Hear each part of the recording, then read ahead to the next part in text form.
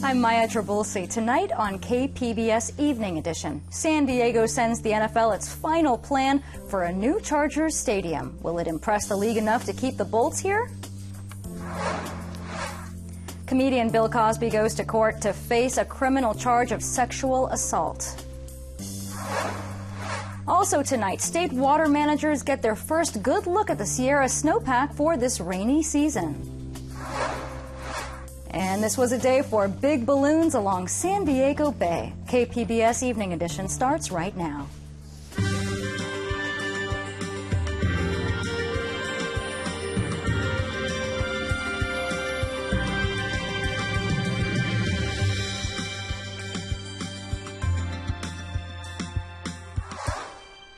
Good evening. Thanks for joining us. Today was the last chance for San Diego to convince the NFL to let it keep the Chargers. Mayor Kevin Faulconer sent a pitch to the NFL that includes $350 million in public funds for a new stadium.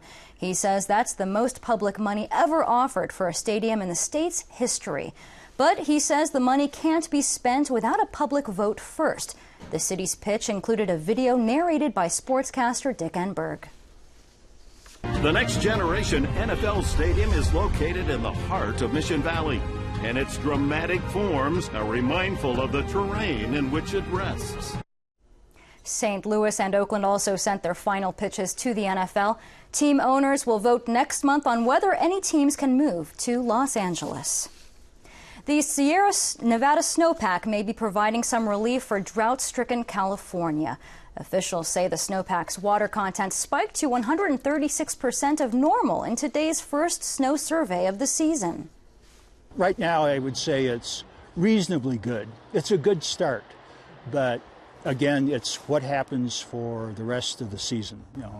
It looks like we have the potential for some reasonably decent storm activity towards the weekend, and that's what we need. We need fairly continuous storms without a large break. Yeah, so last April, the snowpack dropped to a record low of 5%. Officials say today's snowpack numbers are encouraging, but California's 4-year drought may be tough to overcome in one winter season. Comedian Bill Cosby is free on $1 million bail tonight, facing criminal charges of drugging and sexually assaulting a woman more than a decade ago. Associated Press reporter Krista Fourier has the story. Bill Cosby made no comment as he walked into a Pennsylvania court for his arraignment Wednesday. The comedian was charged with sexual assault over a 2004 encounter with Andrea Constant inside his home outside Philadelphia. After being fingerprinted, the 78-year-old Cosby was released on $1 million bail. Charges today are filed as a result of new information that came to light in July of 2015. The statute of limitations in this type of case is 12 years. Wednesday's arraignment marked the first criminal case brought against Cosby following a torrent of allegations that destroyed his good guy image. Bill Cosby faces a felony sexual assault charge that's very serious. He can go to prison for up to 10 years. Whether he actually goes to prison if he's convicted and how long he goes to prison for will depend on what a judge decides after he's convicted, if he is convicted. Constant is a former Temple University employee who considered Cosby her mentor and friend. On the evening in question, Mr. Cosby urged her to take pills that he provided to her and to drink wine, the effect of which rendered her unable to move, respond to his advances, and he committed aggravated indecent assault upon her. Cosby said under oath that he had consensual sexual contact with his accuser. His attorney released a statement Wednesday saying the charge was unjustified and they expect he will be exonerated. His next court hearing is January 14th. Krista Fourier, Associated Press. Too late. That's the ruling from a state appellate court regarding a civil claim filed by a woman who says she was sexually battered by former San Diego Mayor Bob Filner. Jerry Dines said the incident happened in 2013 and filed a late civil claim with the city nearly a year later. But the court says it was filed too late and dismissed the case. A San Diego company that analyzes genetic tests has agreed to pay the federal government more than $4 million to settle a civil lawsuit. From our North County Bureau, KPBS health reporter Kenny Goldberg says Pathway Genomics was accused of paying doctors kickbacks to get patient referrals. The case was prompted by a whistleblower lawsuit filed by one of the company's former employees. The government claimed Pathway Genomics paid doctors to use its genetic testing kits and services. It's alleged the company then billed Medicare and other federal programs for the costs of the lab work. Such activity is prohibited under the Federal False Claims Act. Company officials say Pathway fully cooperated with the government's inquiry and that the settlement is not an admission of wrongdoing. Still, Pathway has discontinued its physician incentive program. Kenny Goldberg, KPBS News. Nearly 1 million people in the U.S. are expected to ring in the new year at an Airbnb, and that could leave both hosts and guests liable for any party damage incurred. The California Insurance Commissioner is warning users of the service to take care of any coverage gaps. You should check with your insurance agent, see if your current homeowner or renter's policy covers you. Otherwise, you should look into purchasing an additional policy, such as a landlord policy, which offers a more comprehensive coverage for your home, assets, injuries, additional liabilities. So Los Angeles, San Francisco, and Tahoe are expected to see the most Airbnb guests this holiday season. Start spreading the news. San Diego's getting a big spotlight in the Big Apple. KPBS reporter Matt Bowler says America's finest city is making a Times Square appearance. We're on Broadway. Joe Terzi from the San Diego Tourism Authority is excited about promoting San Diego in New York and in Times Square, no less. This is big for us because we're actually launching in New York, which covers really, if you think about New York, it covers that whole East Coast corridor. And there's just in New York, there's over 20 million people. The Tourism Authority is spending about $12 million in a campaign promoting San Diego in and around New York City.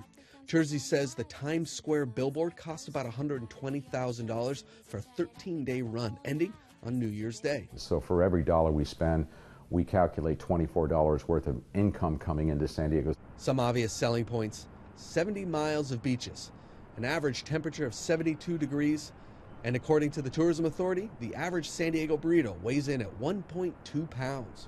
Terzi says San Diego should be attractive to New Yorkers. When the weather gets crummy and when people are thinking about where do I go, we want San Diego to be on that kind of list of things that people think about. Well, let's go to San Diego. I just saw a great commercial, or I just saw something that looked great.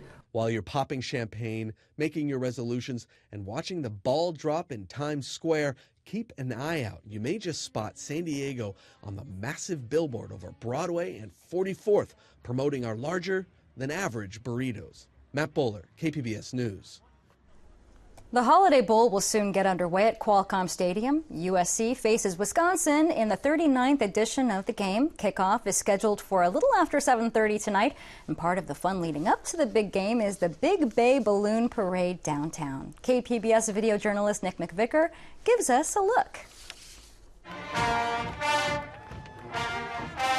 It's a beautiful day. Why not come down and enjoy a beautiful parade? I'm excited to see a lot of balloons. The balloons. Just balloons, yeah. I love balloons. Only thing I came for the balloons.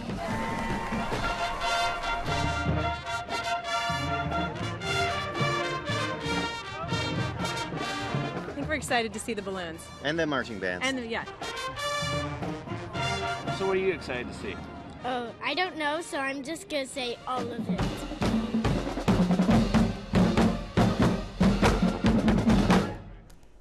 And it may have been sunny today, but you will need your jacket tonight, especially if you plan to head to Qualcomm Stadium for the Holiday Bowl. A frost advisory has been issued in San Diego County. Temperatures in eastern areas in the county will fall near the freezing mark.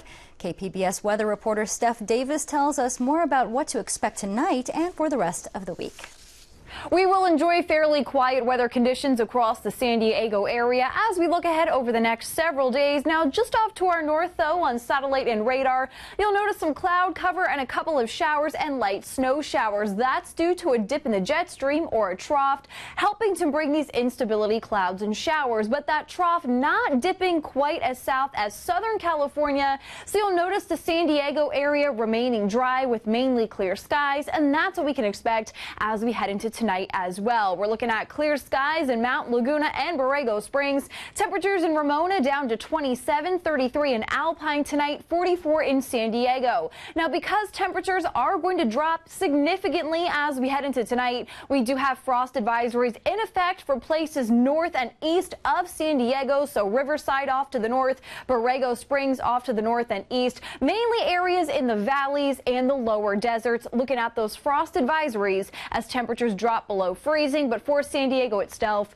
we're still remaining in the mid 40s as we head into tonight. Now, as we look ahead across the area for the day tomorrow, we do have a ridge of high pressure building in, allowing for largely dry conditions, cooler, though seasonable across parts of the area. Locally windy, as we'll see Santa Ana's pick up as well. Nothing crazy in terms of wind gusts, though we will see an increase in those winds due to those Santa Ana's blowing on through. Temperatures for Thursday night, lows falling back into the 40s in Borrego Springs and Ramona, 49 right around your overnight low in the city of San Diego. Putting our future temperatures into motion, getting up around 9 o'clock Thursday morning, 44 in Ramona, 42 in Alpine. Will climb to 56 for your Thursday morning in Oceanside. Thursday daytime highs pretty seasonable in San Diego in the mid 60s, 53 in Ramona, 57 is your daytime high for Thursday in Borrego Springs. And if you're doing any partying for New Year's Eve, of course that's going on tomorrow. Here's a look at your estimated temperatures for midnight on Friday. 43 in Borrego Springs, 37 in Mount Laguna, 52 as we kick off 2016 in the city of San Diego. Here's a look at your 5-day outlook for the coast. Quiet weather pattern, though winds picking up Thursday, Friday, Saturday, and into Sunday. Next system arrives Sunday afternoon and into Monday, bringing periods of rain along with it. Very similar inland. Watch for those Santa Anas picking up Thursday, Friday, and Saturday, though temperatures seasonable with largely dry conditions. That same system will impact parts of the mountains as we head throughout Thursday and Friday with those Santa Ana winds. And looking ahead to the desert, sunny, windy, and cool for your Thursday, largely dry until we look ahead to Monday with clouds and showers. Steph Davis, KPBS News.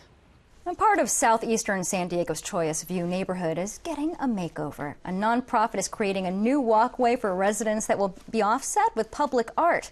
KPBS reporter Claire Tregesser has the story. So students from Horton Elementary can cross the creek, and instead of Guyman, which is a narrow sidewalk and it's pretty busy. Jesse Kleist is showing off some of the big changes coming to Chollas Creek. The small stream runs alongside the Jacob Center for Neighborhood Innovation in southeastern San Diego. The nonprofit is using grants and federal and state funds to restore the creek bed, building new containment walls and adding native plants. Restore the creek to its natural habitat and some natural vegetation that filters the water. Construction started in August and should be done in March. The plan is to build a pathway from Euclid Avenue to Market Street with parks along the way. It runs straight through the community, and I think it will really be kind of a centerpiece for the community and a gathering place. Angela Titus is the executive vice president of the Jacob Center.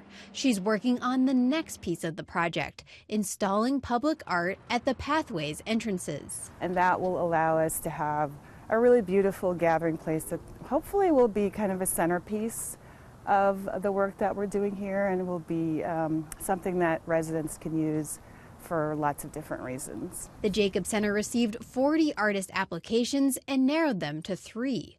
Each will submit a proposal for public art by the end of February. Then one will be chosen. This is part of a larger effort for us to really transform as much as we can the community, not just through physical redevelopment, but also through some of these other kinds of things that improve overall livability and the economics of the residents that live here. The National Endowment for the Arts gave the Jacob Center $30,000 to fund the design of the art projects, but the Jacob Center still needs funding for the chosen artist to complete his or her work. Claire Tregesser, KPBS News. Now, even though California's snowpack numbers look good, the state is still in the midst of a drought, and growers and garden stores are adapting.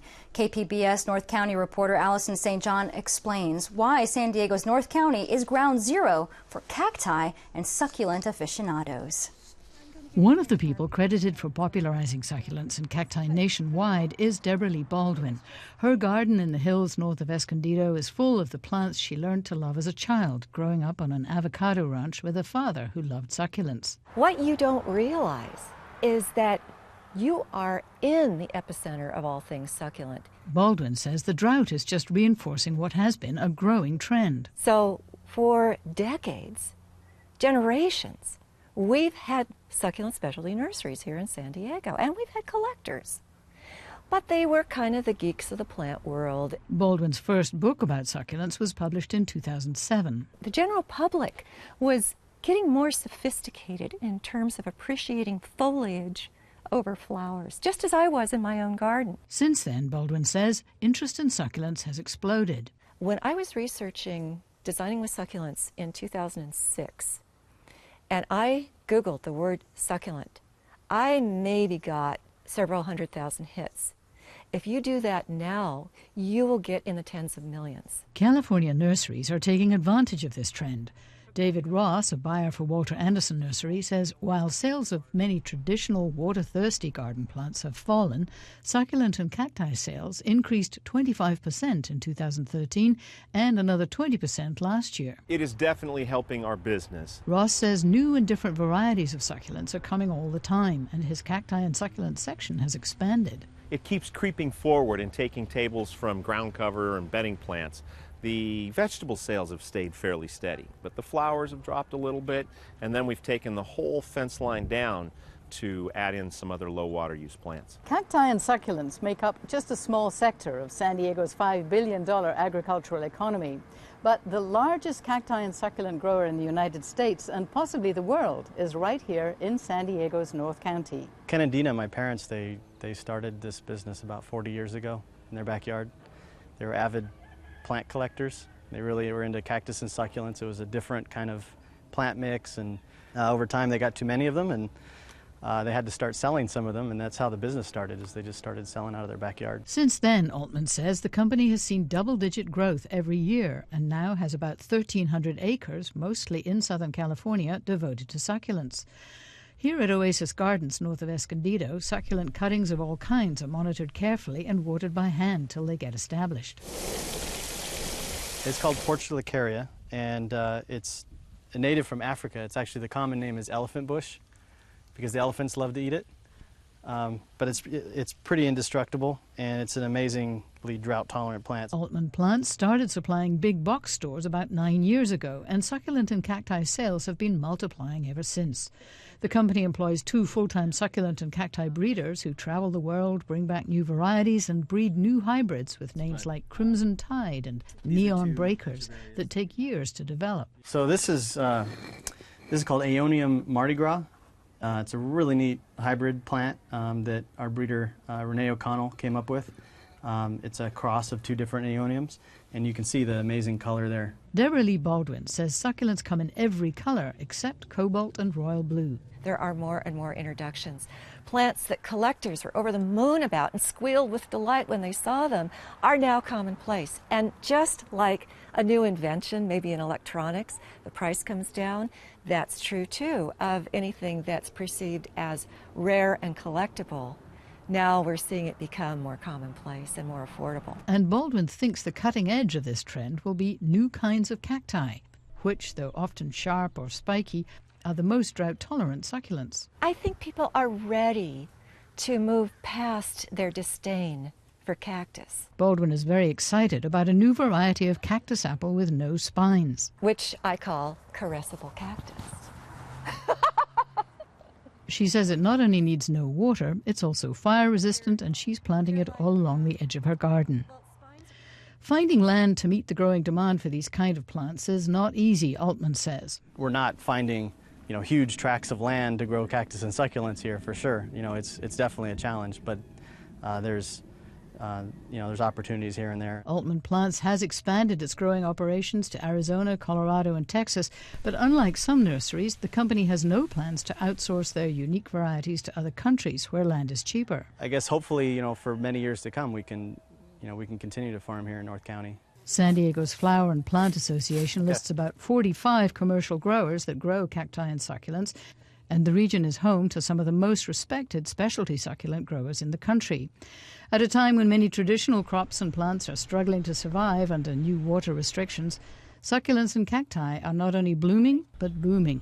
Alison St. John, KPBS News. I'm Gwen Eiffel. On the next news hour, author Michael Pollan's new documentary on the dangers of processed foods. That's Wednesday on the PBS NewsHour.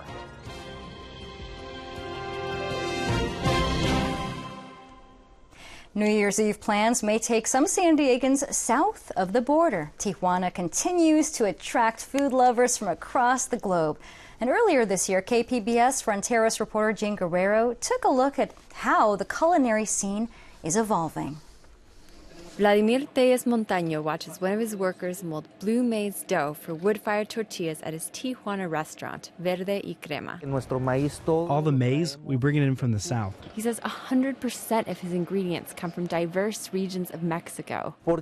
Why? Because we want to communicate the migration of cultures that this city has, this mosaic of Mexican cultures. Tijuana is a city of migrants, a place where Mexico's innumerable culinary styles converge. Verde Crema serves everything from Korean barbecue tacos to ribs and kimchi. The food at Verde Crema is cooked on fires using olive wood, brought in from Valle de Guadalupe, chopped each morning.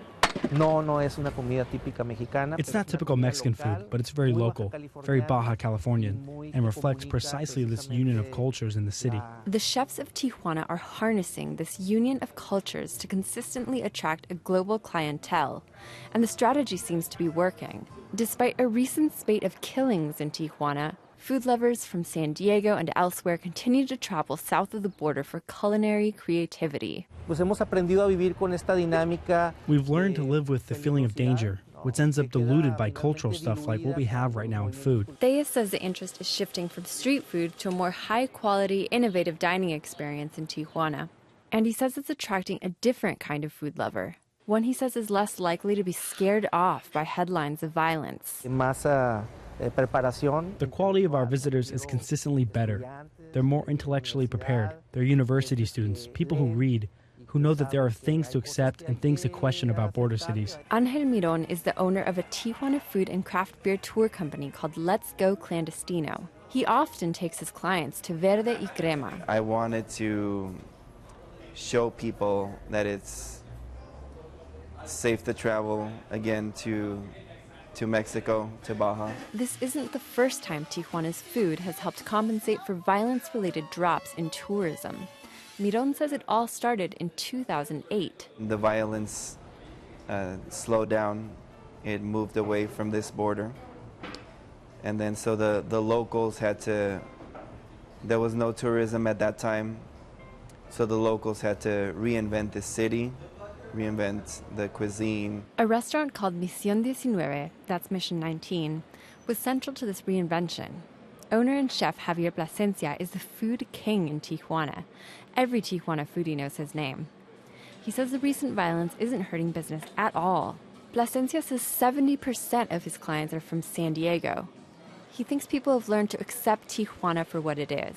If you want to go eat real good, authentic, exciting cuisine, well, there's always that danger, you know. Plasencia says his ingredients are local. Most of his menu is made up of seafood, such as seared tuna topped with black mole caramel.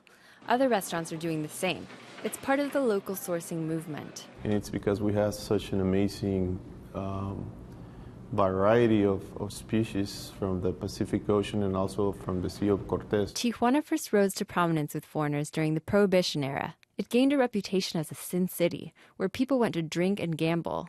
Plasencia says the city's identity is evolving. Back in the 80s, 90s, we had lots of partiers that just wanted to come and drink cheap beer and eat, chips and salsa and a few tacos for $10. I think customers became better eaters, now there's tons of foodies and people that are really interested in good ingredients and good concepts. I think younger people are eating healthier and they want to know where the food comes from. Plasencia points out that this new species of customer is still interested in classic Mexican tacos. But they have to be good tacos. Tacos Memos is among the rising number of food trucks in Tijuana seeking to innovate with the quintessential taco. Some people call this place parrot tacos. Dora Lopez, the owner of Tacos Memos, says that's because she always brings at least one of her 6 parrots to lure visitors. Lopez says she has customers from California and from other parts of Mexico as far away as Mexico City. People with long layovers at the Tijuana airport come eat here. Customer Manuel Bucardo was enjoying a carne asada taco there on a recent Wednesday. Not all the tacos in Mexico are good. These are good. They're one and only. And Bucardo considers himself a taco connoisseur. Jean Guerrero, KPBS News. And you can find tonight's stories and more news online at kpbs.org/evening edition. Thank you for joining us. Have a great evening.